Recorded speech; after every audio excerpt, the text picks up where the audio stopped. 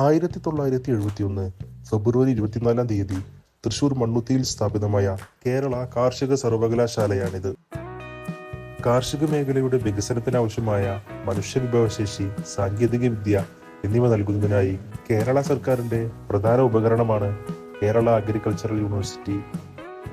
വിള ഉൽപാദനം, വനം, സഹകരണം എന്നിവയുൾപ്പെടെ ഭൂമിയെയും വെള്ളത്തെയും അടിസ്ഥാനമാക്കിയുള്ള എല്ലാ ഉൽപാദന പ്രവർത്തനങ്ങളും ഇതിൽ ഉൾക്കൊള്ളുന്നു. കൂടാതെ സാമ്പത്തിക മേഖലകളിലും വിദ്യാഭ്യാസം, ഗവേഷണം, വിപുലീകരണം എന്നിവ നടത്തുകയും അവ സംയോജിപ്പിക്കുകയും ചെയ്യുന്നു. ന്യൂജൻ സാങ്കേതിക വിദ്യ ഉപയോഗിച്ചുകൊണ്ടുള്ള പുത്തൻ ഗവേഷണങ്ങളാണ് ഈ സർവകലാശാലയിൽ നടന്നുകൊണ്ടിരിക്കുന്നത്.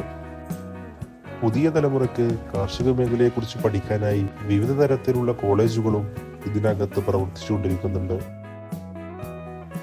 പലതരം നഴ്സറികളും ഗവേഷണം നടത്തിയതും നടത്താത്തതുമായ വൃക്ഷത്തൈകളും വിത്തുകളും നമുക്കിവിടെ കാണാം. കേരളത്തിലെ കാർഷിക മേഖലയിലേക്കുള്ള എല്ലാ തരത്തിലുള്ള വിതരണവും നടക്കുന്നത് ഇവിടെ നിന്നാണ്. വീഡിയോ ഇഷ്ടപ്പെട്ടാൽ ലൈക്ക്, സബ്സ്ക്രൈബ് ചെയ്യുക.